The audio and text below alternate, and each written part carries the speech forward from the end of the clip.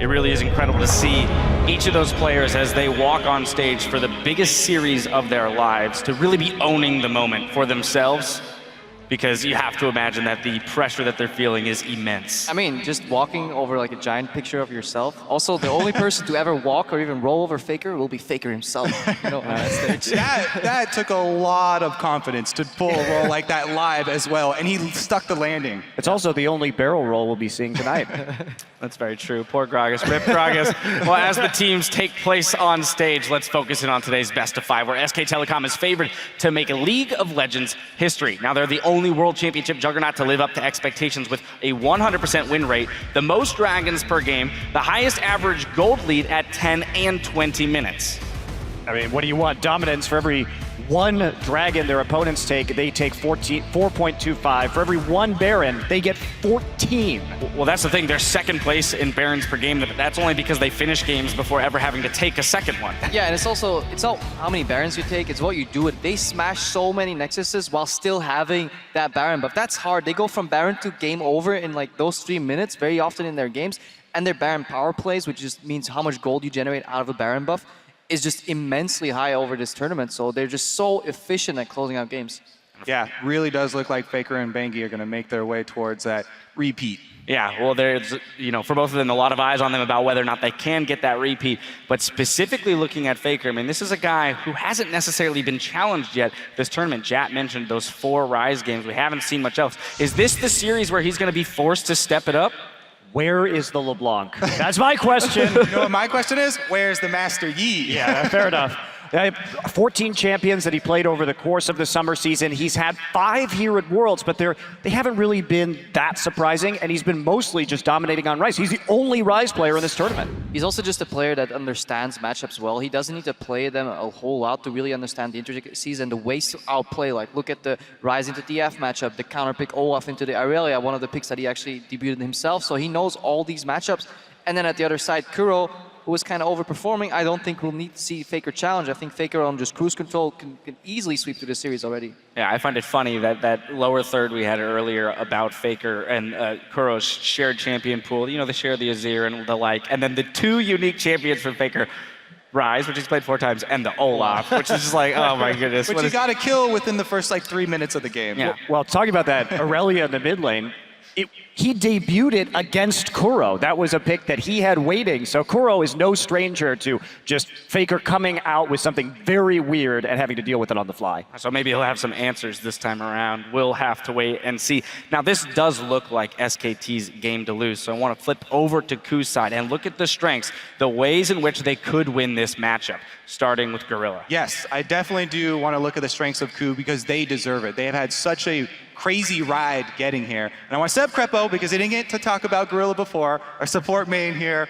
The champion pool and the plays that Gorilla comes up with are just remarkable, and they're so important to the team. Yeah, the thing is, Gorilla, he has a very large champion pool, and very often he's also playing different styles. He can play the peel support, he can play the engage support, he can play the roam support, so there's no reason to even doubt that that champion pool can go even deeper, because if you understand all these different styles as a support, and doesn't matter what champion you play, because it's all about, you know, the mental ability to really understand where you have to be, what your role is, what your function is within a team fight.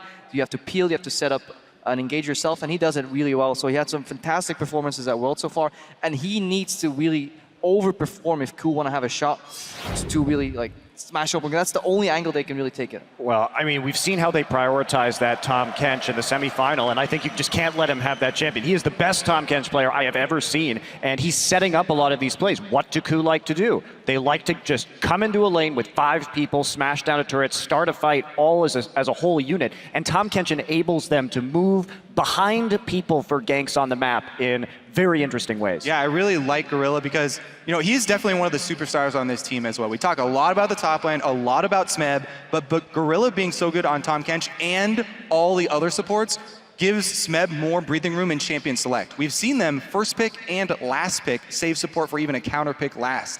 Yeah, well, you know, we talk a lot about the teams that have made it to the finals or made it as far as they have. They are the teams that were able to adapt to the meta and pick up these champions. You know, we'd expected Darius and GP and Fiora to be picked up. And then the Tahm Kench came in, and the teams that have succeeded, the teams that are still left standing, are the ones that actually picked every single one of those champions up across the board. So you're saying the key to Worlds is unbench the Kench? It might be. It's one of maybe 4 answers, right? Because Remember, we got all the power picks. Last year as well, he was the one to really popularize Janna. Like, Gorilla has been a very consistent player. Right, and then you also mentioned, too, the fact that we have talked about Smeb quite often. I'm going to have to point us back there. We got to talk about him one more time. I mean, this man has been a huge strength for them, and someone that they have been able to rely on when they, come into those 10, 20-minute marks with gold deficits.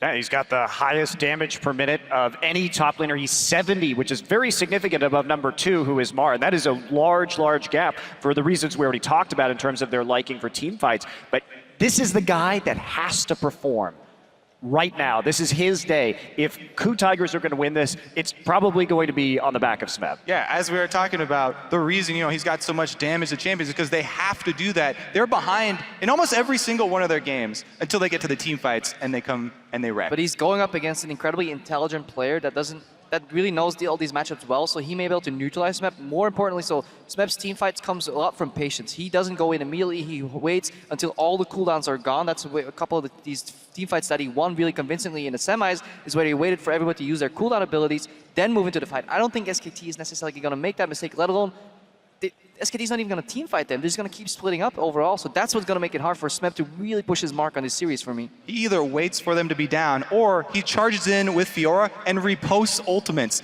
2-time Skarner ultimate, multiple Ashe arrows. This guy's timing and the clutch plays are what really make him spectacular. Let's fire through a couple more things. The 80 carries, we haven't taken a look at them yet. This champion pool to me is the most interesting because they share so little. When you look at these two guys, only Kalista as a shared champion between these two players through this tournament. And I think the Mordekaiser may actually be a way for KOO here to really change the picks and bans, because SKT have really shown that they really don't like that champion. They ban a lot on blue side too. They have the most Mordekaiser bans in the tournament overall. So if KOO can put some pressure and suddenly say, well, there's an OP champion and Mordekaiser up here at the end of the pick and ban, maybe they can force something to break open there. But that's a lot of ifs, and you will probably not be able to do that against a coach with the experience like Koma. Yeah, watching that champion pool develop, or at least the shared champion pool between the two of them in this series will be very interesting. Now, from a team-wide perspective, now KOO has been playing from behind quite often. They have trailed in 7 out of 7 of their bracket stage games at 10 minutes and 5 out of 7 at 20 minutes. But they won them all. You say that, but they won every single game that they were behind at 20 minutes. This is the KOO magic. They are so good at playing from behind and making that work for them. Do I think it's the best way to play League of Legends? Absolutely not. Am I still amazed every time KOO wins in that fashion? Yes, I am. Yeah, I mean, you don't really want to be the comeback kings. To be the comeback kings, you have to be behind in the first place. But 5-0 when they're down at 20 minutes is just ridiculous. Yeah, just being able to come back there. But the problem is, if you watch a lot of these games, there's very big mistakes from the other teams. Yes, KOO capitalized extremely well, but there's always a mistake. And now, instead of going up against like KT in the quarterfinals, they go up against an S-tier KT here. They have to rely on them making mistakes. And SKT doesn't really make mistakes because they keep snowballing, especially the 20 minutes. They're like an absurd amount of goal ahead on average. I think the final element, too, of their ability to make comebacks is the attitude with which these guys approach the game. We talk about what has enabled them to make this run to the finals, and it has to be their mentality, the way they're laughing at the end of every single game. These guys truly are a band of friends that have made it all the way to the finals. And that's been part of their entire history and their entire run, is that how close all of these guys are, I think really has helped them through having less infrastructure, from having some of these disappointing defeats like in the spring finals or at IEM, and it allows them to keep powering through. All right, well, with game one just moments away, it's time to get down to it. Gentlemen, who is going to be walking away today as a world champion? Krepo, starting with you. Generally speaking, in these situations, I just go against the Koreans to piss off Monty. But there's 2 Korean teams there, so I can't do that. So I'm just going to take the easy way out, say SKT 3-0. Where's your train ticket from 2 years ago? You ripped it in half. I lost it. It wasn't my wallet. Lost your train ticket? I actually had it ready for Worlds. Every time I open it's like, yes, it's right here. Lost it. Boot him off the train, Monty. Boot him off the train. I mean, you say it's the easy way out. I was actually kind of conflicted about this matchup, just because I've grown to love this team over time. The KOO Tigers, all the players, they're so, they're so charismatic. How can you not like this team? But I realized that was clouding my judgment. And so I went to ask the god of mid lane. I went to FLICKR. I said, FLICKR, who do I put my faith in now? Please give me a sign. And he did! SKT win! I predict SKT to be the first time repeat champions. Nice guy FLICKR here. I mean, come on He now. makes it very clear. Yeah. He does. There's no ambiguity about Would that you like one. to go now, Monty? Yep. I will also be saying SK Telecom winning. I too love the KOO Tigers, but it's time for FLICKR to really cement his legacy as if it wasn't cemented enough already, and for him to be the first two-time world champion. Well, there it is, ladies and gentlemen. Our analyst desk has spoken, but we're in for a series nonetheless. The stage is set, and as we said it to our casters to kick off the 2015 World Finals, we'll take a look at the KOO Tigers, a team that has defied expectations and are now within arm's reach of League's highest honor, the Summoners Cup. 정말 동경 어린 눈으로만 보던 곳인데 거길 제가 오니까 참 신기한 것 같아요.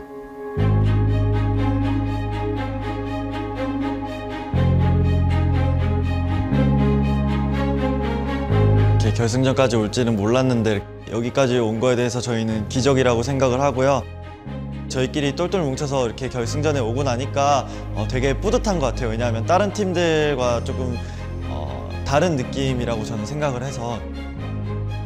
I've never seen a team that is louder than the KOO Tigers.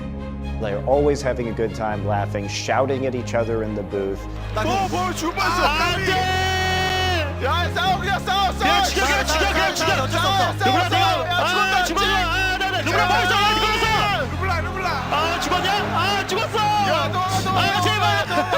They are very good friends. They always have this exuberant energy about them when you're around them, and they're a whole lot of fun.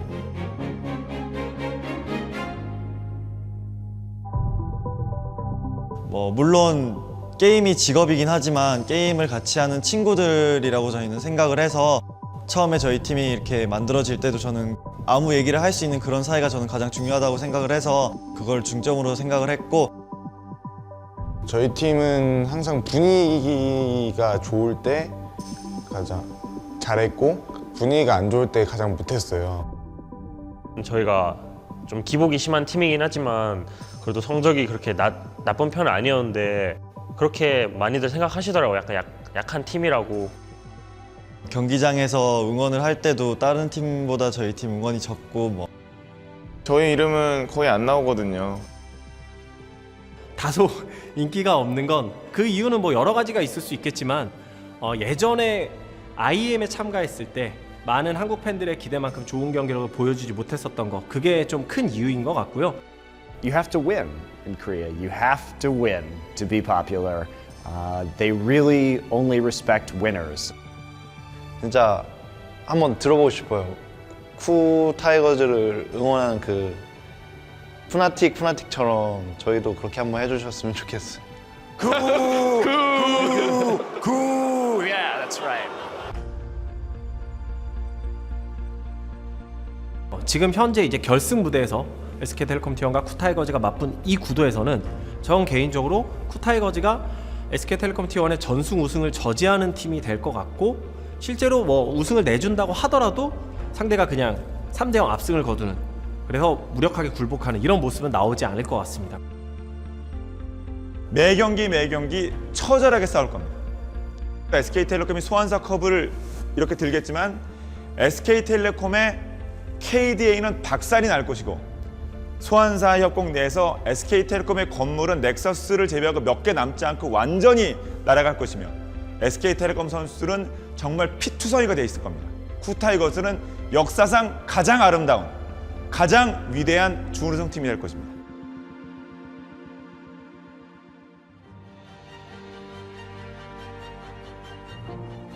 솔직히 지금껏 만나왔던 팀보다는 힘들겠지만 저희가 약팀으로 평가되는데, 그런 저희가 SKT를 이기면 엄청나게 파장이 클 것 같아요. 스맵이 보여줬던 8강, 4강에서 보여준 출중한 경기력과 팀 차원에서 봤을 때 한데 뭉쳐서 정말 으쌰으쌰하는 이런 경기력, 이게 나올 수 있다면 SK텔레콤 T1을 잡을 수도 있을 것 같고, 그건 이제는 정말 엄청난 이변이라기보다는 이변 아닌 이변 정도로 얘기할 수 있는 수준이 아닐까 싶어요. 만약 저희가 이긴다면 정말 창단 첫 시즌 만에 우승도 하고 그래서 되게 가장 큰 한 획을 그을 것 같아요.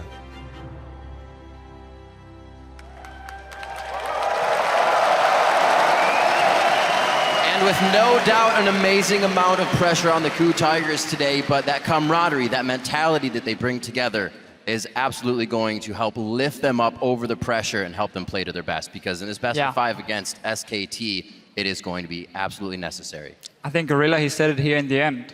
If they manage to win Worlds after being formed this year, taking out SKT, the team everyone expects to win the World Championship, would be such a huge upset. And I think their team chemistry is so important specifically to that team, because you look at other teams like SKTelecom or the Samsung teams for last year who had that large coaching infrastructure in place to filter feedback through. But as Monty was saying, when these guys first formed, it was basically just a bunch of guys playing together, needing to have that chemistry in order to give the feedback and improve, and they have been so successful in doing that. And they always did better when they were having a good time. Marin already is. Smeb wants to fight against Marin, came into this tournament stating, you know, I get to face off against Huni at some point. Now he's got Marin. Those two are going to be players to watch. And now we need to see what the teams wants to do for game 1, because we keep talking about how Smeb can beat Marin in the top lane. That's a way for KOO Tigers to win. But that's a very easy strategy for SKT to figure out. Okay, they might try and camp out top laner and kill him, so they should be ready for that. First ban for KOO Tigers, though, does show they want to respect the counter pick to Fiora that we normally see. Well, already we have a pinch of Lulu or Gangplank, so Lulu could actually go through to SKT right here. Already with SKT bans as well, they banned Tahm Kench, something that KOO Tigers had not banned this entire world. So KOO wanted that. Now we'll see if SKT takes the Lulu away. It's that or Rek'Sai. What KOO Tigers is doing is saying, okay, we ban Elise. Our jungler, in order for him to have an early game impact, he needs Elise or he needs the Rek'Sai. That's the two preferred picks for Hojin. SKT has to decide, do we want to go for that Lulu pick and say we're going to build full team fight here, or do they just take the early game impact jungler? That's what they're doing. And this is something KOO Tigers opted into in pretty much all of their games against Fnatic. Hojin played 2 games on Zac, and honestly, he got bodied early game by Reignover's Rek'Sai, but they recovered, they played from behind, and they won team fights. Here, they give away the Rek'Sai for the Lulu. I would say that's completely as planned. I think this is exactly what KOO Tigers were expecting. SKT even banned Kalista on blue side because they were maybe expecting this, okay, do we choose between Kalista or Rek'Sai? We don't want to take that trade either, so they had to ban it away. And that's good bans so far, a good pick and ban phase for the KOO Tigers. It is lining up for a Ryze pick though for FLICKR. He likes to pick it into the Lulu in that mid lane. We assume it's going to be Koro playing the Lulu and not Smeb, because he wants to be on a carry now. It's how he can shine. Well, KOO very, very good with that Lulu, kind of putting Juggernaut into the scene, being that team to bring it out. Probably won't go for the Kog'Maw here, but have the safety for Prey in those late game fights already. Sivir has been picked quite a bit towards the end of Worlds and continues to be picked now here in the first game by SKT. So Sivir is often the response when you see a Lulu comp, because you want to be ready in case they run like a Juggernaut composition where you need to be able to dive that backline. You get the Sivir to add the utility for your team so you can reach the AD carry. So often it's just a pick where people say, okay, in case they do this, we have a counter now, or we have something that works well against it. Obviously, we haven't seen any AD carry pick yet for KOO Tigers. They can go Ashe if they want to here. Yeah, because it's into a Sivir who's not the strongest laner, but what SKT has picked so far is a huge amount of map control. Global ultimates on what will probably be their jungler and support with Rek'Sai and Shen, Sivir for the wave clear, and Prey answers with the Jinx, which to me really feels like what Korean teams were picking in place of Kog'Maw is the Jinx as kind of that hyper carry that they can look to protect. This is a Jugger Jinx composition coming together. It is, and that's again why SKT picked that Sivir. They said, okay, in case you want to protect that AD carry, we want to have something where we can dive that back line. And KOO Tigers will have a very, very strong siege with Lulu, with the Jinx, and we have an early game jungler for Hojin as well. The one left, and he had a good game against Fnatic last week on this Lee Sin. He needs to do it again, even though it's into a not the greatest matchup for Lee Sin. Very interesting to see the Jinx as well. Hardly ever saw it in LCK Summer. Just wasn't something that Korea picked up, but here at Worlds, it's definitely something they'll revert to. I really feel like it's something that the Korean teams learned during the boot camp when all the teams came to Korea to play against them, and also through group stage success. And FLICKR goes with Cassidy again. Wow. So basically, he was thinking about taking the Ryze here because, again, the matchup into Lulu is good for the Ryze to sit in free farm. The problem is, it will be very difficult for them to kill, for SKT to kill the AD carry. Ryze will have to like run at them, Alistar can CC him, Lee Sin can CC him, kick him away, Lulu and everything. It will be too difficult for the Ryze to deal proper damage, I think, towards this backline of KOO Tigers. So they want more diving potential. But you're sacrificing quite a lot by taking this Kassadin. Yeah, we'll see how much presence FLICKR can have in lane on Kassadin because normally that's the pick that gets pushed in really hard. Right. The one thing I like about Kassadin in this context is they have the Sivir to clear mid lane very early on in the game if they want to, and they can send FLICKR to a side lane earlier on. Not to mention they have a lot of global presence to make up for this thing. And now we get to see Smeb's Riven. This is such a good matchup for Riven into the Rumble historically. This is actually when you would pick it even before Worlds. This was one of the reasons Riven came back into the meta for someone like Smeb, because he was picked into Rumble. You would destroy him in lane so badly every single time. But really SKTelecom, they're not picking for the laning phase here at all. They're picking to take these mid-game fights. You have Kassadin in one side lane, Rumble's in the other one, then you group for this dragon, and you try and fight before this Jinx reach a 2 or 3 item spike when she becomes a monster. And I want to see if FLICKR sticks with Ignite because he hasn't actually run as much teleport as others have. They have a lot of global presence within their team because of the Shen and the Rek'Sai, but maybe FLICKR brings the Ignite to have a little bit more pressure in lane. Feels like he's going to be sticking with that summoner spell. This works almost with KOO and against them. Everything's slow in the beginning, but when they love to fight, that's when SKT is going to want to fight as well, right in that mid game. It is going to be explosive once we get out of the laning phase. I cannot wait to see what comes from game one. Wolf picking up that Shen, 9-1 across Worlds. So Shen himself having a great tournament, great Worlds. Yeah. And he's going to be all over the map, protecting his team as Prey tries to cancel people out. It's going to be one of these support picks. If you want to make sure your top laner can do fine one versus one, you get a global for him from the support to help him out. That's going to make it tough to kill Marin. All right, as we load up for the first game in this best-of-5 set, get on Twitter, share your predictions by sending hashtag SKTWin or hashtag KOOWin to @LOL Esports. Tell us who you think is going home with the Summoners Cup. We're about to find out right now who's going to get the momentum in game one. SKT, as we said, by the numbers, absolutely huge throughout the game. Hardly ever falling behind, and when they do, they always find a way back.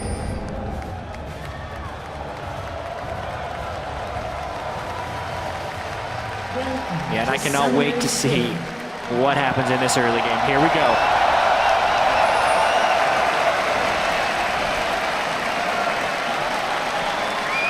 Normal spread by both teams to start this one off as we pan down Summoner's Rift, the battlefield where both teams will leave everything on the Rift before they leave here today.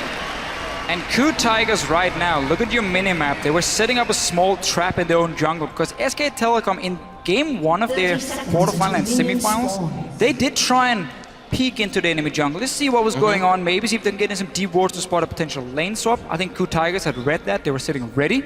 But SKT is saying, it's game one, we're going to play it super safe. And I liked what KOO Tigers did early here because they also placed the ward within their own blue buff, so if SKT had done an invade on that side, they would at least be able to scout it. But as you said, this is a very conservative start for SKT, which we may actually expect from this one. KOO Tigers hasn't been able to make early game moves, and especially with the Kassadin on the side of SKT, they're okay with this game stretching a little bit longer, despite SKT having some very short games already so far at Worlds. But this pick and ban phase is why we talked about how KOO Tigers in this meta right here, this patch we're playing on at Worlds, fits them a lot better. Because Smeb gets to play the big carry up in the top lane. He played a tank every single time KOO Tigers faced SKT in the summer split. Now he's on a Riven into a Rumble. That's a fantastic matchup for him. At the same time, KOO can bring teleport in the mid lane, so he will have an impact even in case he loses. Kassadin at level 6 can take down this Lulu. And it's very difficult to do anything, so KOO just has to farm up and make sure he can protect his Jinx later. As you were saying, they're amazing making that transition, and KOO only gets better when they have time to sit on the meta, when they have time to process that meta and get the strategy down they want. Here, going back to pretty much a normal comp in their Juggernaut phase, or Jugger Jinx, if you will, and we'll see if it helps them out once they get to those mid-game fights. Yeah, Wolf was trying to do some jungle harassing, but he does come up a little bit short. The fact that they push KOO off the blue buff has very, very low impact. Rumble doesn't benefit from blue buff, neither does Rek'Sai. Neither does Lee Sin, neither does Riven. The blue buff is actually pretty useless since the experience you gain from the blue buff is the same as at the other camps early on in the game. So they're going to be able to take that, and we're seeing a pretty standard-ish lane swap here. Yeah, but due to the fact that SKT was so passive level 1, they didn't want to try and invade anything. They had zero vision really of where KOO was starting. So they managed to snuck 2 camps on the side of KOO Tigers down here towards the bottom lane before they moved up. So you can see they now have the blue buff, enemy grump and wolf camp as well. On top side, there are some extra camps to do from the KOO Tigers. SKT has to just rush down, push on this tower as fast as possible, because they obviously don't want to fall behind in experience. Yeah, since they are behind in the jungle camps, they actually wanted to accelerate their turret taking. However, KOO Tigers is winning this one more so because of the Jinx. Yes. They are able to pull down the turret with the minigun form since she gets all that increased attack speed hitting the turret, and keep equal in the turret speed while actually having fewer people taking the turret. It is actually a good start here for the KOO Tigers. And it's interesting to see this, more of an LCK lane swap. Nobody's at the turret to be taken down. Both teams go there for together and take it down themselves. There isn't a top laner to be taken out. They're all getting what they need. Basically, the team's adapting to that fast push lane swap we've seen time and time again in the Western scene, obviously. KOO Tigers did give over the gold to Smep. Down the bottom side, we saw Marin and Bang. They traded gold between each other. I didn't really like that because Bang was on 800 gold anyway, or 875 to get a pickaxe. So he just ends up getting a second Dorans. But it does mean he can buy pink. I would have preferred to just see Marin get all that gold. Because they pushed it in so quickly, you didn't get up to these 18-20 CS you need to get that pickaxe plus the tower gold. So last time we saw Kuro on a Lulu, what do you get? First 5-6 blue buffs of the game. The team was very adamant about continuously giving him that blue buff so he could push down mid turret and then get himself to the other lanes, or just keep somebody like FLICKR in the mid lane constantly. SKT really were in a hurry when it came to killing that tower. They didn't even manage to bounce the wave on the bottom side. So they sent down Smep from KOO Tigers to just pick up the entire wave. That's very, very good for him. You get a 2v2 top side, and you have a lane now pushing out for Smep to get some extra CS and extra experience because because SKTelecom failed to bounce the tower or bounce the minion wave. Yeah, I absolutely agree right there because SKT, now they have to worry about who gets dough first. Big team fight in the top lane. Gorilla hitting up both Wolf and Bengi. The teleports are going to come in. That's Kuro. Smeb's already there to fight. Eyes on Bengi. They turn to Wolf now. He's safer in the jungle for them to go after. And it may be him going down. They try to get the cripple towards him. That's going to be Wolf going down. First blood to the KOO Tigers. Remember that FLICKR is not running teleport. He didn't want to leave the mid lane. He just sat there, pushed it into tower, and KOO Tigers said, we can take a fight up here. We're strong enough. Our top lane has picked up some farm, at least on the bottom side. You can see the big wave is still pushing in. Marin will catch that one. But KOO Tigers investing everything into a team fight. Yeah. We see this time and time again. So often, every single member gets an assist when KOO Tigers gets a kill. Something that teams have actually been slow on is after that first turret, get in the other side of the jungle, put your vision down, take aggression there, and finally KOO makes it work for themselves here. A team, like we said, doesn't really get going that early. Well, you have a Riven on your team, so they'll take whatever's on their plate right now. There's a chance for Bengi to gank down bottom side now. We know Smep has to overextend. He used Flash as well in that last little fight. You can see Bengi on your minimap now. He's down here, but KOO Tigers, they realize what's going to happen. Yeah, well, Bengi's actually in position. It's late on the recall. He is really outnumbered. He had to see the footsteps of Kuro there as well, possibly calling Marin in late, but he baits himself into very low HP there. Yeah, there's a good chance he was waiting on a recall right there because he may not have been looking at his screen as he was walking in, even though he was in the right position. So the fact that they ran into him early, they extended cooldowns, they kind of tipped off the gank, and at least for now, Marin is safe. But this is what the KOO Tigers do so well. They understand where will the enemy jungler go for a gank, where will the enemy team set up a play. They knew, okay, there's a big wave pushing, our top laner needs help. 4 members go down and assist him, make sure he can push it out. SKT though is level 6 here. That's an 80 carry left alone on top side. Bray in a real bad spot, and he hopes to get on his knees and do just that. Stays alive a little bit longer. Can FLICKR get the final hit? Here comes Gorilla. Should be able to pick it up, but it goes to Bray. 2-1 now in favor of the KOO Tigers. Wolf started off tanking that one very nicely as a level 2 Shen was able to clear aggro, but the patience of Bray using that heal late baited SKT into a disengage. They were really trying to funnel that first kill onto FLICKR to jumpstart him into this game, but because the heal was timed properly, it really delayed the kill from FLICKR, and KOO very deftly trades one back. It is such a good trade for KOO Tigers. They defend their own top laner, the Riven, they pick the 1-2 split push, and at the same time, they trade 1 for 1.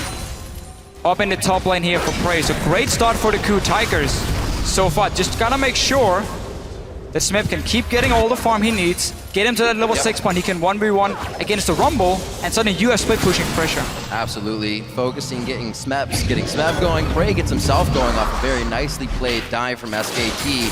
And maybe if FLICKR had that teleport, he'd been there sooner. Would have made it work. He did take that Ignite after all out of Champion Select. And KOO sprinkling a little bit of that magic dust here in the beginning of the game. Get themselves a slight lead, only working with 600 right now. Just Gorilla instantly recalling after being towards the bottom lane. Forced FLICKR to basically say, I can't report out so here. Many minions at that turret. He definitely did. So Seed FLICKR wave going in. Could not get it, and now FLICKR back in lane. Level 7 as he returns. KOO gonna get his blue buff, so he'll continuously push FLICKR back into that lane. His kill pressure down with the Ignite down, so he'll pretty much be sitting pretty there, farming the minions up as he can. Still up 7 CS as he did that roam. FLICKR always making sure his lane is in position, so he doesn't fall behind in those instances. And it's now 2 plays that actually did go in KOO Tigers' favor because they had the first gank work.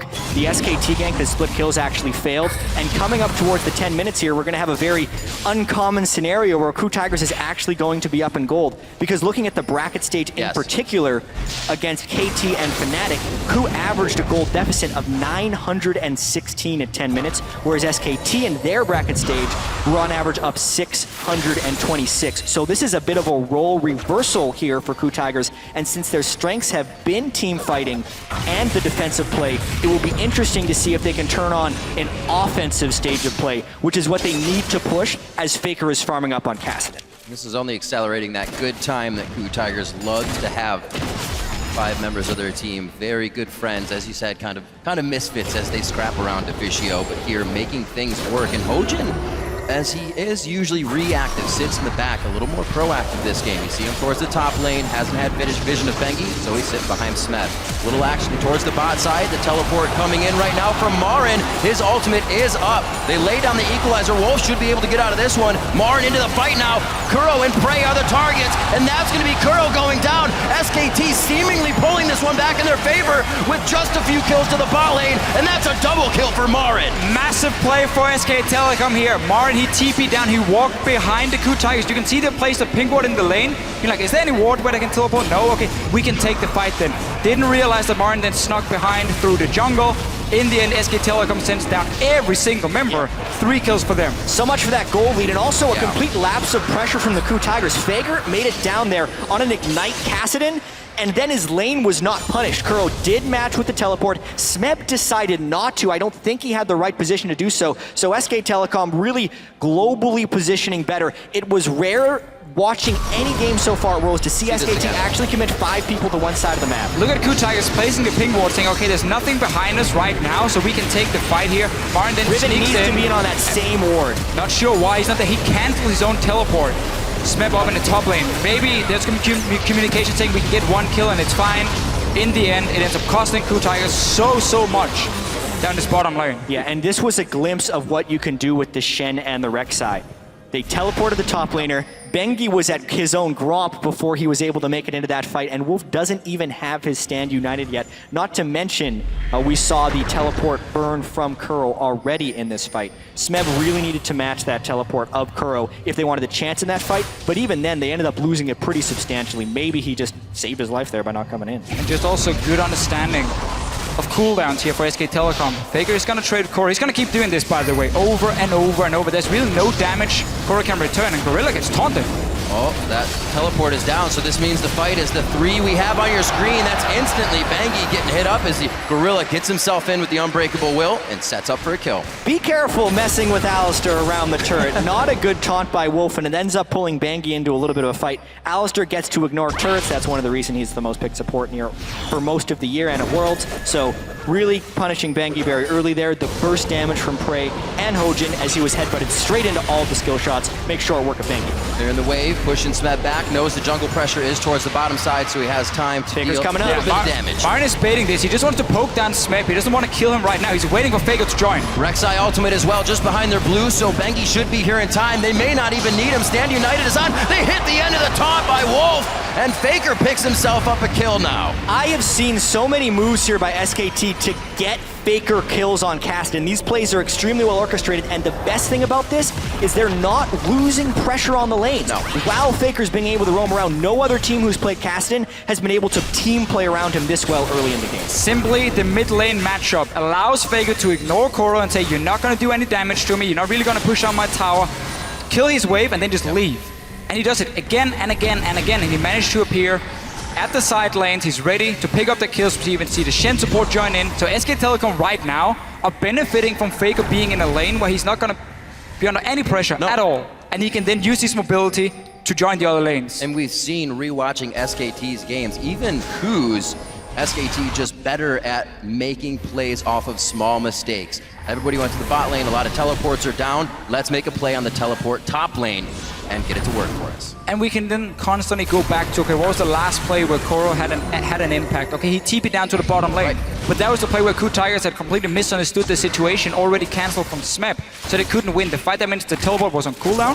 Suddenly FLICKR can roam and nobody can join. Exactly. And so much of what we've seen from the KOO Tigers as well throughout Worlds is they actually do not pick up much farm by playing 3 lanes. They instead shrink the map, find team fights, and then win based on killing the opponents. Because their overall CS differentials, even at the end of the game, Hojin, Curl, and Prey in bracket stage averaged big CS differentials against their opponents. And SKT, right now, are also the ones getting kills as well as pushing the lanes. They are winning across a lot of different dimensions. Yeah, because the KOO Tigers tend to fall behind in the early game at 20 minutes, they get pushed so far back on the map, they can't be proactive. Because whenever the other team then pushes out the wave, there's going to be 2 or 3 minion waves coming down towards SMEP. He wants to pick it up. The other team will force a fight.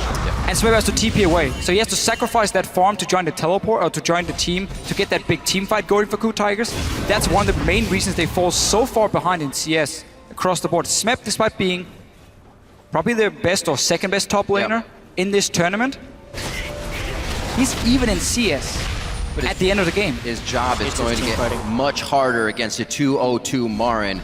He has enough money right now. 1:30 on that clock for Dragon. That Zhonya's he has is most likely going to be finished before those sword boots, and he'll be so powerful when this Dragon fight comes up. Getting help here from Bang in the top lane, so they don't have to worry about that pressure. And again, look at the map pressure. Smeb under his turret facing 3 to 4 people. They are posturing a dive right here, but mainly just trying to take the turret. What KOO wants is to bait a dive and be able to save under the turret with Alistair and with the Lulu teleport, but they really just don't have the necessary information right here.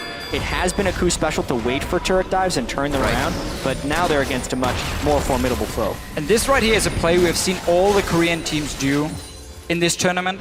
We're down on the bottom side when there's no tier 1 tower. They push the minion wave all the way to the enemy tier 2, and then they recall off the bottom lane. Both support and AD carry recalls, and they rush to the opposite side of the map where your top lane is still sitting and farming, so they don't give away what's happening.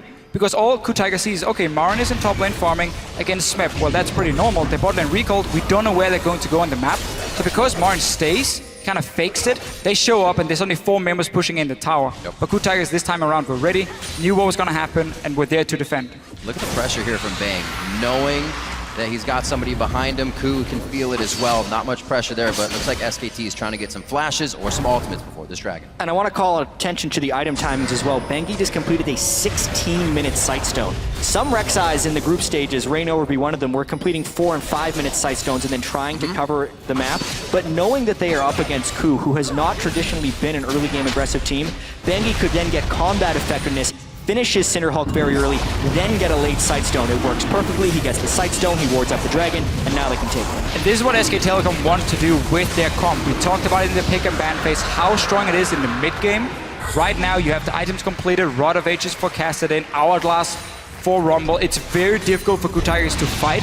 Your Jinx doesn't even have Infinity yet. You cannot team fight right now. And SKT gets a free Dragon, can even go back and defend. Hojin might set up a dive against Marin, but remember the Shen ulti. It's always going to be there. Wolf is just sitting in the mid lane, waiting for KOO Tigers to make an aggressive play, and then he joins. Something that can easily catch them off guard is that Shen ultimate. We've kind of seen KOO within the past few games of the tournament. They bring out the Zac, they bring out the Ashe, causing teams they play against to have to ward differently, play differently in initiations. It seems like Shen is creating that possibility for SKT right now. Thwarting some kills, giving SKT the lead here in engages. And another possibility SKT's opened up with this team comp is just a different look than we've seen for most of Worlds. Marin has played Rumble, but it's been a bit of an abnormality. Yeah. We have seen the top laners split pushing and the mid laners being kind of the damage dealer, but SKT swapped around this roles for this specific game. FLICKR is the one split pushing and making plays, whereas Marin a lot of the time will arrive with the equalizers in the team fights. Pushing the mid tower will be very hard for SKTelecom.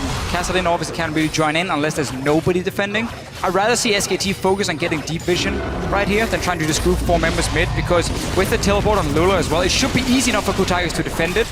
You see right here, they can just clear it out. Sivir is the only one who can really hit the tower, and it does absolutely nothing at this point. Get deep vision, get skirmishes with your Kassadin. That's what your goal is, not pushing in mid tower at the moment. Well, especially because every single global on SKT is up right now, so wherever FLICKR goes, the rest of the team has the ability to support him right there, and then it's on KOO Tigers to stop the split push. I definitely do feel like SKT should be doing that to Fischio, but I also think that since they are up 2 dragons to 0 already, with the scaling Kassadin on their side, they're okay with this current set of circumstances as long as FLICKR's farm. As long as you can keep farming, don't put him with your AD carries so they have to share and try and fight each other for that CS. It never works out. Both carries, they start whining. FLICKR will always pick up more gold. He will get some of it, he will get some of it.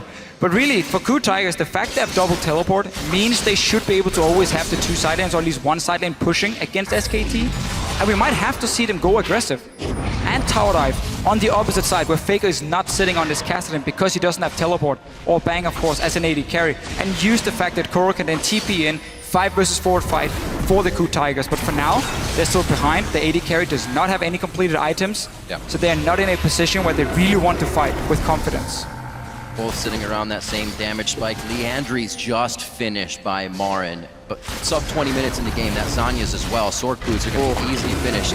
These guys are all items coming online right now to make things happen. Marin is so incredibly fed, and FLICKR is also going with the ridiculously aggressive Kassadin build. He's going Lichbane as his second item. I wondered what that was going to be after Aether was. Yeah, I thought maybe a Ludens. That also would mix. So often you see Zhonya's as the second item because you need to Rift Walk aggressively and then avoid getting killed by the rest of the team.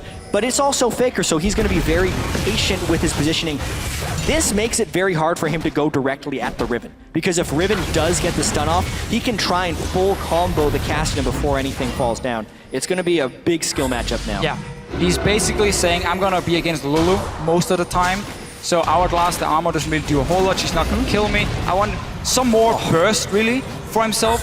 Finally, with the SKT getting into jungle, places some vision cleared out. You can see he's not afraid of KOO at all. He can barely burn through his own shield. Lulu's damage does not come out in burst. It's very over time. The AP Lulu, while the Glitterland slows you, it's then about the auto attacks afterwards. So I do actually like the build from FLICKR here, as long as they continue to use him as a split pusher.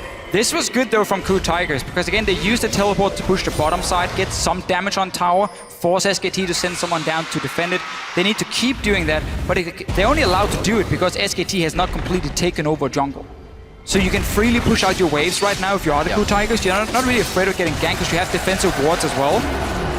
But SKT is very clearly saying we don't want to risk anything. Just farm up that Kassadin, get that 3rd dragon, and then we will start invading. You can see Bengi on your screen.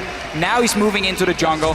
Now KOO Tigers suddenly can move straight from the lanes to the towers and defend. They have to take the long route around, and that's where SKT can catch them in the rotations or just be there first and take away a tower.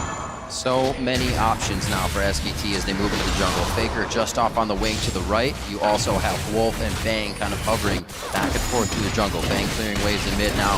Just the AD carries doing what they can in mid to farm it out. They might be able to get some good damage on him here, but it won't be a trade coming in from Bang. A little too close and not enough vision on the other side. Prey played that extremely well.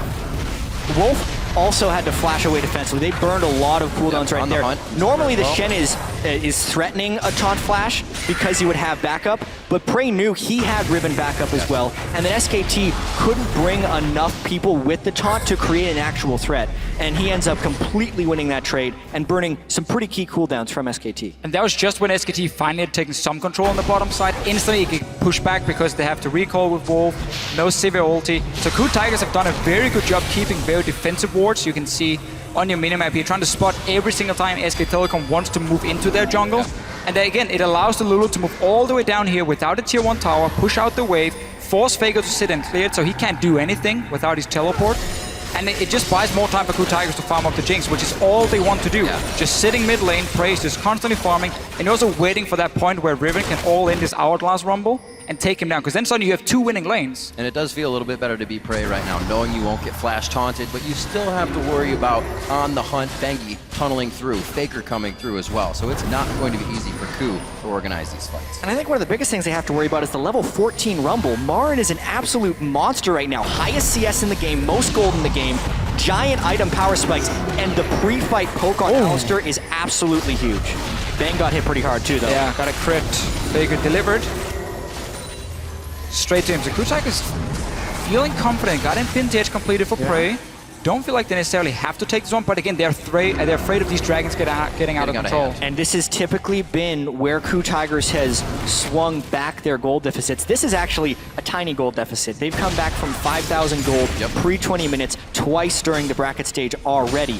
It's only a 2,000 gold lead for SKT, but it's the item differentials right now. The Rumble and the Cast-In are huge. Equalizer missed, but Smeb is all alone. See what happens. FLICKR not going to be able to chase down. KOO can start Dragon now. KOO can go Dragon. KOO can go straight to Dragon. Side of the map. Smeb playing super aggressive, trying to force someone to move over and stop him. Has the mobility on this Riven. That's a free Dragon for KOO Tigers. Should be at least. Inside the pit. Chompers are down to stop up Marin. Looks like he could not throw that ult down as he just used it.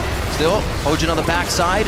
Gorilla throws on the ultimate. That's about to wear off soon. He could be the next one. All flashes forced over by KOO. A chase for Marin and Bengi. Kicked. FLICKR's rage. FLICKR over the wall. Are they going to be able to take down Kuro? The wild growth is down. The first one is Gorilla. That's going to be few more kills. Hojin and Prey fall to the ground, and they've only lost their support. 8-4 now for SKT. You really got to see the power of the brute items that SKT had picked up. No Equalizer and no FLICKR until the complete backside of that fight, and they still wrecked them. Marin was just a walking death ball right there.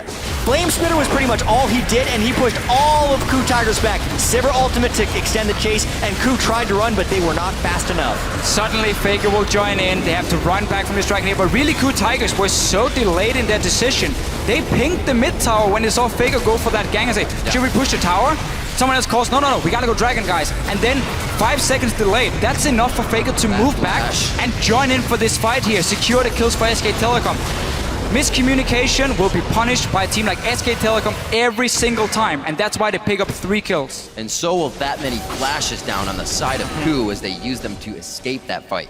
Bang always on the backside of these fights as well. Great support with the Sivir. This is SKTelecom coming online. They did make the mistake, but KOO Tigers didn't punish exactly right because of the delayed move that they made towards the Dragon Pit. If they would have been in closer position and they knew FLICKR would have been further away, there's a chance KOO Tigers could have actually taken that fight. For sure. With the Lulu and the Jinx, but instead they were forced into retreat, and SKT is a spectacular team at chasing down kills. Had that Dragon just been rushed, bursted down, Marin probably wouldn't even have teleported in the first place. Just said, you know what, that is lost. We tried to make a play, it didn't work. We still have 2 Dragons, it's fine. We can now go back to play the same way, try and use FLICKR in one of these side lanes, but really it is hurting him. He doesn't have that teleport. That's always what you look at in the late game against a double teleport team. It becomes so difficult because every time you show yourself in one of these side lanes, you're afraid of a play happening. If he ever goes bot lane, at this moment here, KOO Tigers might just say, you know what, let's rush the Baron. Let's just force a team fight at this Baron here and force SKT to move in and try and stop us. But obviously, due to the goal lead, due to the fact that SKTelecom have some very, very strong members, especially this Rumble pick, it obviously becomes a lot harder for KOO Tigers to punch that lack of teleport. All that stuff only going to happen for Marin as he upgrades his boots. Good to go in that sense as well. Another needlessly large rod on top of all of that for more damage. Aegis being built up on both sides, so a bit of the magic resistance finally comes out. But when lanes always being pushed, now bottom lane by Marin, getting that in favor. Mid turret goes down though with KOO. Straight pressure to the mid lane as SKT tries to get a few hits of damage back in. Strong move by KOO there. Marin was split pushing, but KOO knew that the teleport timer was down because he used it to get into the Dragon Pit, so they very easily move up with long-range Jinx rockets, plus the Lulu for extra move speed and safely take down that turret. Since also SKT was using deep wards, so that was kind of a turret spent on getting wards into the red side jungle of the KOO Tigers. Sadly only a few though for SKT, and normally when you place these wards you want to be in the jungle already, so the other team can't see what's happening in there. They want to peek in and be like, oh, can we clear a ward maybe, and then boom, you just punish him, you kill them, and you can then rotate to the Baron. Every time KOO Tigers now gets to group up and move down to these towers, it's in their advantage because what their team comp wants to do. They should be able to see FLICKR sitting and farming and knowing, okay, we have maybe 5-10 seconds, we can get one hit or try a trade and then go back from there. But then FLICKR obviously will move down from his lane and be able to flank. The Bane FLICKR on the Kassadin. The rest of this team approaches the turrets. They're going to go down quite fast. We'll see if they can get to them anytime soon. 27 minutes in the game, average game time coming in for SKTelecom in their wins, because that's all they've done, is 32-10. So just about 4 minutes from now, they would have the win in this game. I don't know if KOO is going to allow that to happen this time. They did have a little bit of magic dust in the early game, which set SKT back. And this is kind of the time that they shine. Their items have come online. Can they get the mid-game fights they need? It is pretty important to note that Curl has completed his death cap, which is the main power spike you get for the Lulu, and Jinx also just picked up a BF sword of extra damage to go through. But honestly, the mobility of SKT is extremely punishing here. That's a lot of love for Gorilla right there. He gets himself out safely. Kuro's throws on a wild growth himself to deter the fight even, and they lose some ultimates there. Why was Gorilla sitting in the mid lane when his AD carry just recalled? You're just an Alistar support. Very easy for SKT to punish him, push him away. They have full control. If you look at the top side of the map here with pink wards in the river, Baron, there's no wards from KOO Tigers. One bad fight for KOO Tigers, 1 or 2 guys die. Game is over. Game is over. Straight to Baron, pick up that Baron, and then suddenly you can just dive onto the enemy, or you can just 1-3-1 again with buffed up minions, and it will be almost impossible for KOO to stop. Marin is about to hit level 18. It's 29 minutes in, he's at Hojin level is gonna 17 get picked off top here. laner. That's something SKT has done this game. They have played the waves better, and we see this 3,000 to 4,000 gold advantage, but the experience advantage is even bigger, specifically in that top lane. Marin was 3 levels ahead of Smeb just a second ago. He's the only one in the game right now with a 3rd level of his ultimate. That's how far ahead he is.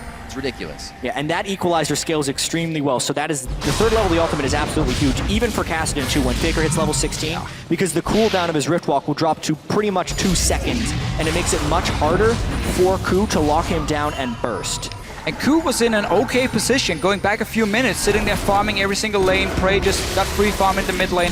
SKT didn't really know what they wanted to do, if they wanted to wait for Dragon, did they want to invade the jungle or push a tower. So they were kind of waiting it out as well. But then KOO Tigers were just so slow at reacting to that Dragon play. That's what SKT needed to get some more kills and really now open up for Baron as well. And now there's so many different plays that they have to pick from. Dragon is up, SKT wants to stop the timer, but Baron also has to defend it. Great stop by Gorilla. Huge knockup. 4 people from SKT. And a choke There's point some though. rockets coming in. Very nicely done. Can they get themselves some more? SKT sees that it's a very bad situation. They start to ping down towards Dragon. They may have the time to burn this one down, but they don't have the help of Bang right away. He is very hurt. KOO outplayed that very well, and they got a crit rocket in the choke point. Gorilla stuffed it. Jinx was protected essentially by the Alistar, and SKT actually thought they had a larger numbers advantage than they actually did, which is why they ended up grouping up there and getting crit rocket. They're a little lucky that they didn't lose out on that one with the way that KOO played it. Yeah, SKT as well, they wanted to bait that TP from Smeb by saying, oh, he shows bot lane, instant, start a fight, get him to TP in, and then you saw what they decided to do was run away. We don't want to chase into this choke point here, we got him low. FLICKR! That was risky. Very close. Sivir ulti is down though. Flash, Hojin gets the wild growth. They may still decide to chase this. FLICKR throws out a few more. And it looks like they're going to be safe this time. They have the vision on that side of the brush. SKT does not, so they can't, but they will start pushing mid. Yeah, mid tower is open. KOO Tigers is to take the long route around. Oh, that turret going down so fast. It's a game of attrition right now. They're starving out the teleports, they're starving out recall tamers, and they're trying to starve out wards with all these other objectives up. And it's back and forth too, because one team makes a nice aggressive play and it's answered. Eventually they will run out of cooldowns or go into an irreversible play, and we will see that fight. But for now, they're just throwing jabs at each other.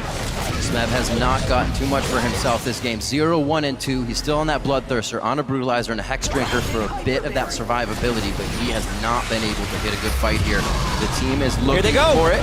Looks like Rek'Sai coming in. We just saw Bengi use his ultimate just below the team. They're all going to be there. Bengi gets hit back. He's going to be able to turn around now. They have Prey in the perfect spot, and they take down Prey. They take down Gorilla, and it's just chaos for KOO. They cannot find the right positioning. A double kill as well for Bang. Prey was caught out of position. He didn't know if he should flash over the wall or flash into his own team, but the fact he was caught out there meant he had to run and not deal damage. Suddenly, SKTelecom can just chase, get the kills. And people keep getting funneled into either a Marin Flamespitter or a FLICKR flank.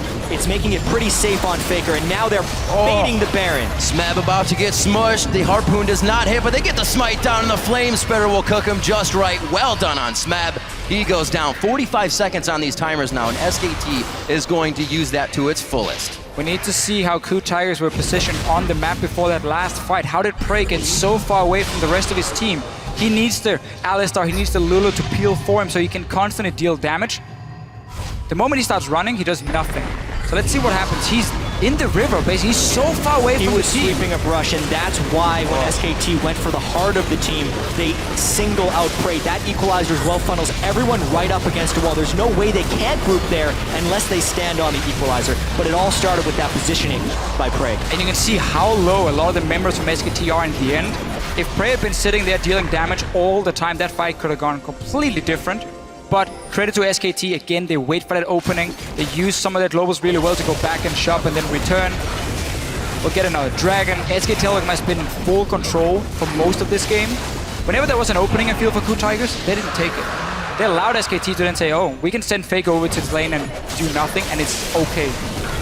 You can see the disparity in that fight. Prey running for his life. Bang, throwing out all the auto attacks and boomerangs he needed. 3,800 damage to 800. Yeah, and Bang is in such a position to succeed as well because team fights, especially at the highest level, are all about threat and who is under threat. Yep. So Bang, in this case, the only person he really has to worry about is Smeb getting a flank. But if SKT's the one starting the fights, they don't have to worry about those things. And Prey instead had to run from equalizer, casting, and everything else. Home guard stand united onto Smeb. He may be able to fight back here. Curl gives him a very early wild growth that doesn't pop anybody up. Still is using it to get out of the fight instead of in. SKT running down the lane. Hojin can't even help on the outside right now. Somehow, KOO gets out, only losing Prey. No, there goes Hojin. Now goes down Gorilla. SKT was just looking to light the fuse, and from a double kill to a triple kill, Bang is also getting huge. Sivarald after Sivarald, they're creating the large positional advantages off of these small missteps by KOO Tigers, and they haven't been able to defensively ward to avoid the rotations by SKT. One of the changes KOO Tigers made coming into the playoff in the LCK was stop picking hyper carries for Prey. Don't rely on him to be the big carry in team fights. Give him utility, give him an Ashe pick or a Sivir pick, and we let Smeb be the carry. We try to let Kuro in team fights be more of a carry. They have now gone back to say, okay, it's too predictable if we just try and gank Smeb's lane all the time. Yep. They've been playing more around what Prey could do here, put him in the mid lane to farm up, and rely on him in team fights. But the last few team fights, he's constantly just been in bad positions where SKT can punish him. Obviously, it doesn't help when Lulu has to invest everything she has onto the Riven. Yeah. All this was supposed to go onto Prey, and now he joins in all alone, basically. It's a full health FLICKR. And to me, this fight is Smeb trying to make a play. It's a little bit of desperation. They knew they'd been losing a lot of the grouped up team fights, so he was hoping to create an opportunity in the side lane, but it ends up just drawing the whole team into a big flame spitter. Luden's Echo was just completed onto Marin. Oh dear. After that Rylai's the distortion boots, as we said before, so he's getting his summoners back nice and fast, and it's got to be very difficult for Smeb to make any moves against the team with On the Hunt, against the team that can Riftwalk. A very nice Zanya's through the wind slash. Smeb's gonna go down in this one. He tries to put the nail in the coffin, but ends up in it himself. That's gonna be another turret. We said it would be Baron in the base, and SKT have their eyes on it. Level 17 Kassadin with Zhonya's is far too slippery to be able to take down unless you use all of your team's damage at exactly the moment that he is stunned. KOO tried to bait the side lane brush right there, which is a popular play while you were behind. FLICKR, you could tell, was kind of waiting for it with the way he juked side to side near the brush where Kuro was waiting, and it's SKT who gets the last laugh there. It's amazing how that once SKT has a stranglehold on your strategy, or even a slight lead, they push it wherever they want, but still playing reactively. You make a mistake, we take so much from the base. You make another mistake, that's the game. At this point, it cannot happen anymore for KOO Tigers. And it's scary to see SKTelecom win team fight after team fight against a team that was supposed to be the better one in the late game fights. KOO Tigers has always been praised as one of the best team fighting teams in the world, where they could possibly beat SKT, who are more about skirmish, you know, more about the early game. Not been the case in this game. I think a lot of it has to do with the way SKT did draft for finding team fights. Sivir, Rumble, traditional team fighting AD carries there. And even the jungle matchup, Rek'Sai versus Lee Sin. Rek'Sai is incredibly good into Lee Sin, burning that first pick on the Rek'Sai. to give Lulu over and then just positioning better than the team with the Lulu, it's been draft as well as play for SKT. Yeah, and it's just something we mentioned, how SKT so quickly realized what could happen in the pick and ban phase by taking that Sivir into Lulu, being okay, in case you want to protect the AD carry, we will have a composition that can dive it. We have the tools ready, even when we're kind of blind picking it before we see your AD carry. And Bang has just been having a great performance. He's not been the highlight, but he's always doing so much damage in these fights. He's just consistently doing so well. Have to remember that that Riven was picked at the end. Counter-picking. Oh, Hojin gets critted down immediately. A bit of Luden's Echo on the end there. Wild Growth goes onto him. Everything's been used in defense. They can't get the engages they want. It's the KOO Tigers. They love to engage, but are consistently engaged on this game by SKT and their confidence. This time around, though, SKT wanted a little bit more. FLICKR even jumped in and had to flash out instantly, so he didn't get to assassinate anyone. Recalling on a ward. There aren't many mistakes that SKT has made in this tournament. I mean, the first one might have happened when they went to gank Pawn on Echo when Ryze was still level 1 FLICKR. Or FLICKR was still level 1 Ryze, I should say. You're not going to get a Rune Prison out of him, but other than that, we really haven't seen them make too many mistakes here. They got a victory. This was a pretty tricky play because Hojin was trying to kick them back while SKT would be trying to finish this turret, and they get them low enough that they kind of commit over the wall, but now their focus is split between the fight and the turret. You could see Bang was finishing off the turret because they couldn't dive on the turret, but Bengi was all about the fight right there. That would have been a safer play to just have FLICKR be in while Bang took the turret, and Bengi overextended a little bit. In the end, though, worth it for SKTelecom because they get the tower down, they break into the base once again. They have now 2 inhibitors they can take down. One of them is already gone. The next one should be coming soon. SKT back out, split pushing. One of the things they do with Rek'Sai very often in the late game, Bengi will just be the guy controlling the wave in one lane, just pushing it in. He's not going to kill anyone, but then he will join for the fight. Of course, he has a tunnel here, just behind SKT in case they need him. You can actually see, though, the lack of Void Staff on SKT is starting to get punished a little bit by Smeb and the rest of KOO's builds. They're building a fair bit of MR right now, and since SKT was very mid-game item priorities by going flat penetration on the Rumble and no magic penetration on FLICKR, FLICKR with a death cap and about 600 AP got a full combo off on Smeb and didn't take him below 75% health. Obviously, SKT still has massive map control. SK tilt. SKT just tilting. Not the case in this game. Definitely not the case. Oh. But no Void Staff on the way. It looks like Marn will complete his build sans Void Staff, and FLICKR will need to build it as his 6th item. Incredible play so far coming from SKT. A bit of a lead to KOO in the beginning when they got the early kills, but everything punished that SKT could has been punished. Steric's Gauge now onto Bang. They're able to put some different items in their pockets here, keeping him that much more safe. As you were saying, that magic resistance getting picked up. Prey has a null magic mantle just to stop from being zeroed out immediately. And hopefully they can stay alive a bit longer here as they protect their inhibitors. It is very hard for SKT to fight here in the base, though, because the flanking option is not really there. Obviously, KOO Tigers have the Nexus turrets behind them. Finally, Prey sits next to his Lulu and his Alistar, so he's very safe. SKT respects it now. They're saying, okay, we don't want to risk it. Wait for Baron to spawn. Draw them out of this base here. Start warding up the topside jungle. At some point, KOO Tigers will come and face check. Then you get the big fight, because there's so many ways then for Kassadin to flank behind. And that's really the story here. And SKT has been the best team at recognizing the right play to make at the right moment. So even though they've had 32-minute games, you wouldn't expect SKT to overpress the tempo right here. They're at 4 dragons.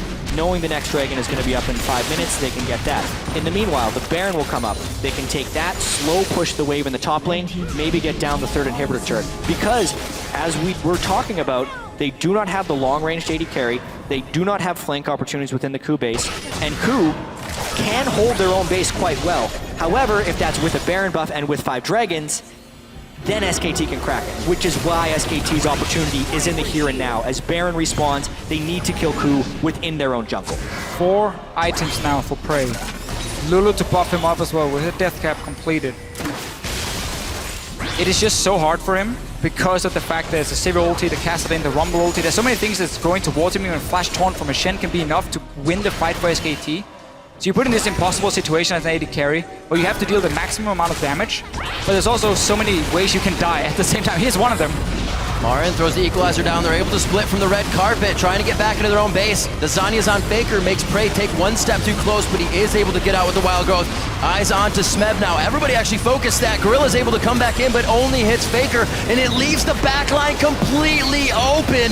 KOO and Prey fall immediately, using both summoners that they can. Teleport still up for KOO, but it wouldn't have helped anyways. SKT could not stop chasing KOO. KOO could not fall back fast enough. Prey kited his heart out, but it wasn't enough. SKT used Zonius properly, ran down the fight, and they'll win the game. That's going to be SKT earlier than what their longest game would be. That was 43-30. They put a stop to that. It's a 42-minute game one. SKT is 2 wins away from the Summoners Cup.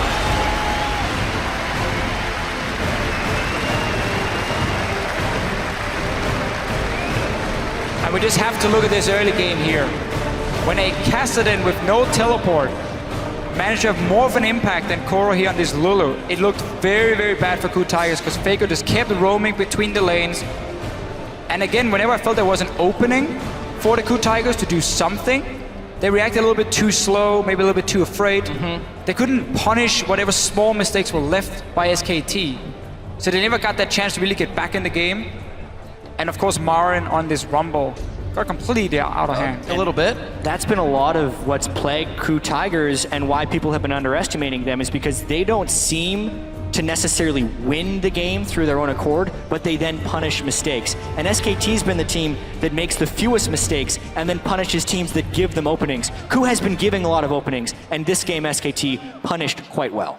Amazing play coming out of SKT in the beginning. We saw KOO had a slight lead, but again, what we saw in every game through groups, through the brackets, that SKT comes back nonetheless. They find a way in, and usually it's a 3-4-man fight. This time it was a teleport to the bot lane, and we didn't even see teleport pressure from FLICKR. He was clearing his lane, roaming at the appropriate time. They just had knowledge of the map way more than KOO Tigers. And when you run these compositions where it's so much about the AD carries damage, SKT knew that in the pick and man phase. We talked about it a few times, the Kassadin, Rumble, Sivir, everything that can constantly deal damage to this AD carry and force him to run.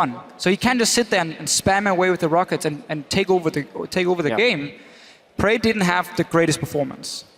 It was very hard for him to do a whole lot. Often it was because he was caught out of position before the fight even started, and then it's tough to do anything. And that could lead back to Jinx not being played that much in the LCK. Lulu Jinx right now stands at 5-4 in the entire Worlds tournament, so it actually hasn't been that effective. So much of that was Marin's placing the equalizer in places that forced him to run away. And it's not like Marin's equalizers were placed to kill everyone. They, in a sense, were kind of zoning equalizers. I hate it when people use that word. It's like, oh, he missed it. That means it's a zoning equalizer. But these ones actually were because they were funneling all of KOO Tigers into places where they get hit by Ricochet and they get hit by FLICKR's Kassadin. Well, what a game one. We're going to shoot it over to the analyst desk now to analyze a bit of that game.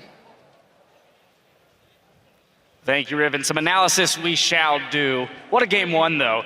We have to start from the beginning because we had all of this prep. We talked about how the teams would draft. We talked about which players would impact where we expected teams to succeed and fail. So let's start at the beginning. In that drafting phase, we saw the hover over the Rise, but then going with the Kassadin. So FLICKR already coming out with something new this time around. Yep, Kassadin with an easy lane and taking Ignite and being able to make it happen with roams rather than try and answer with teleport. Yeah, I really am surprised that SKT decided to blind pick the Rumble here because they must have known the Riven was going to come out, but Marin is one of, if not the best Rumble players in the world, so that really helps that you at least have him comfortable in any matchup. Now, KOO, I thought their draft was great.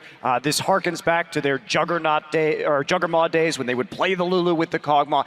This is the team that invented that strategy, so they've got to be comfortable with it with Jinx. And I have to reiterate back on actually SKT's side, Marin's play. Once again, this was pretty much just what we were talking about in the pregame. We're talking about his use of Fog of War, the information denial, and how he always keeps his CS, and he always is able to make that teleport play on time because of the way he manages minions. The other big one I want to point out for SKT this time around was the Shen support pick, actually. That's what facilitated a lot of the playmaking for this team. Wolf had 19 out of 20 kills, just missing participation on one of them, or kill participation, not the actual kills. You saw there for a moment the team's already strategizing for game two, so plowing ahead there. But Krepo, I want to come to you because as Monty mentioned, this is a team comp for KOO that we would love to see. We imagine they're very comfortable with. So for both of these teams coming out of the draft with compositions we would have expected out of them, However, they didn't come away with the win. So where did they fall short in terms of playing it out correctly against this SKT comp? Looking at champs like initially, I also like KOO Tigers comp, but I think SKT is running a very risky composition to play. If you fall behind, no amount of gap close is going to help you. You're just going to run out of damage. But they managed to play the map so beautifully. More importantly, the way they use teleports, and especially one of the first ones with Rumble. I think we have a replay of that already, so we can get to that. And that was just really beautiful map play. They saw Hojin in the top lane, then later on. So Hojin right now, he gets spotted in his signature gank because he always goes for the lane gank, counter gank. He doesn't take the usual path. SKT did their scouting, and then he moves into vision, and immediately they set up a ping is being made right now on the bottom side of the map too. Goes into Fog of War as well. Marin disappears. Gorilla, look at the ping where they're about to place. They're like, okay, top lane is calling, okay, my top laner can teleport, but it's like, he's nowhere near. So they don't expect him to come around all the way from the backside of the turret. Suddenly Equalizer lands, and this completely confuses KOO, and then a good follow-up from, I believe, FLICKR shows up too. That entire play, punishing Hojin being the top lane, that is just executed so well, because a lot of these teams will go for a too forced teleport play here, not using the ward over the wall, going around the tower, maybe getting one kill, and then losing the top lane tower in return. This was just so crisp. But the major mistake there, right, is that there wasn't any pressure in the top side, so it left SKTelecom free to just teleport down to the bottom side. They couldn't even take anything with Smeb. Smeb had the opportunity to teleport, just sat up there farming instead. So it's about when to make plays, how not to overextend in that situation, and prevent really easy teleport ganks like the one we saw from SKT. Crepo? Yeah, and then from that point onwards, I love the way SKT, we describe them usually as a split push, 1-3-1, that's all we've been talking. And then they or play, 1-4. Yeah, 1-4, and then they play these really, really nice team fights where they dance on the edge of zones. It's really hard to read unless you've played against really good Riven players. They constantly respect flash stunts, flash knockups, and they dance just at the edge. And then when somebody mispositions, KOO was grouped for a lot of these fights, but being grouped against SKT doesn't really mean grouped at all anymore, because they pick up at the sides and they tear you apart. Then you have the zoning equalizers come in, and the pacing and the positioning in these fights was just absolutely beautiful from SKT. It really was, and it was actually a good showing by KOO. They had early momentum, which is difficult for them to get, and then they transitioned into the mid game. We saw so many of these team fights fought around ultimate timers. They weren't even getting kills. There were multiple team fights where you were just fighting for the advantage in cooldowns. Yeah, that 10-minute fight there, as soon as that was over, SKT had a 1K gold lead. But prior to that, entirely even, which is not something we would have expected given the statistics coming in. Now, moving ahead, though, at 20 minutes, Marin up 17 CS. FLICKR down 7, Bang up 4. But this is essentially, again, what we expected. The middle and the bot lanes going about even, and Marin creating this huge discrepancy. Beyond that CS2, 2 to 3 levels up for the entirety of the game, he really was putting a ton of pressure on the map. So that's why we hit it so hard in the pregame, James. Marin's macro is just, it's really impressive. And I feel like because Smeb has had so many great highlight games leading up to this in the last 2 best-of-5s that they played, a lot of people kind of forgot about the work that Marin puts in. And just SKT, they transition advantages to different sizes of maps. So FLICKR doesn't run that teleport, goes mid, pushes up. That allows him to roam. Suddenly he has a global ulti on the support. He goes top. He solves the Smeb problem for Marin. They don't even have to take him on 1v1. Chunk him out with the ultimate. Smeb's like, okay, what the hell was that? Oh, suddenly FLICKR's here. Shen teleport. And the KOO Tigers, because they have such a laid-back playstyle very often, they don't have the incentive to really punish those plays. SKT gets too much freedom, and they're finally showing what you do with that freedom against a team like KOO Tigers. Now, finally, I do want to push ahead to our last replay. 32 minutes into the game, mid lane, another 3-0 for SKT. Crepo, I'm going to let you take this one, as I know you love it. Yeah, just like look at what distance. Like FLICKR knows he can go into that distance, and they all like step back and forth every time until somebody mispositions here. And here, Prey, he gets exhausted. Equalizer comes in, and this is the fight over almost. And there are multiple Zhonya's initiations and re-initiations here from both FLICKR and Marin as well, keeping up the pressure. They just chase you down the entire lane, making use of the Sivir pick here, the extra speed for them. They're able to continually re-engage the fight. Yeah, Jat mentioned during the game that so often we see SKT itemize towards that mid game, getting the early Zhonya's and the flat penetrations, and it's so much confidence that they're displaying in itemizing that way. And talking about that too, I have to question Hojin's build a little bit this game. He went Warrior Enchant into the Sightstone, he had Aegis. Sightstone, yes, but Aegis came later, so it came after the Hex Drinker, and I think that may have been a bit of an overreach. I think they needed that early Aegis in the mid game against all this magic damage that was coming out. It's a really good point because he was set up to build it. He got the first blood money. He got the kill credit. Yeah, he had three kills in that game, so yeah, definitely I think if you get that Hex Drinker, you have to make kills with the Riven. You're trying to burst somebody down very quickly with the Riven,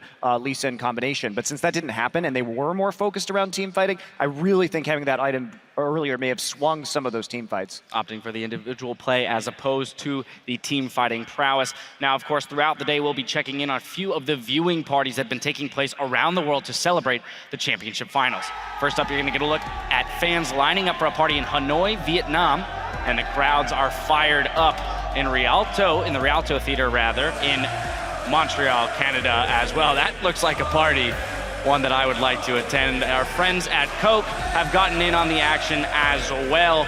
You're gonna see parties like these all over the place, one of which you're gonna see here in Amersfoort in the Netherlands. It's a nice try. Did I not nail it? You got a smile.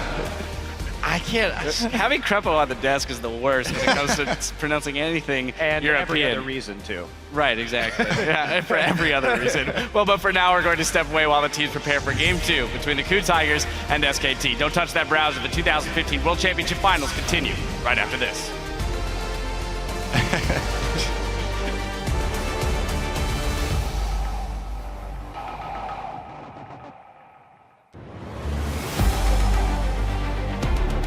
We're about to find out right now who's going to get the momentum in Game 1. Marn into the fight now. Kuro and Prey are the targets, and that's going to be Kuro going down. SKT seemingly pulling this one back in their favor. Faker's range, Faker over the wall. Are they going to be able to take down Kuro? The Wild Growth is down. The first one is Gorilla. They have Prey in the perfect spot, and they take down Prey. They take down Gorilla, and it's just chaos for KOO. They cannot find the right positioning. SKT is running down the lane. Hojin can't even help on the outside right now. Somehow, KOO gets out, only losing Prey. No, there goes Hojin. SKT is 2 wins away from the Summoners Cup.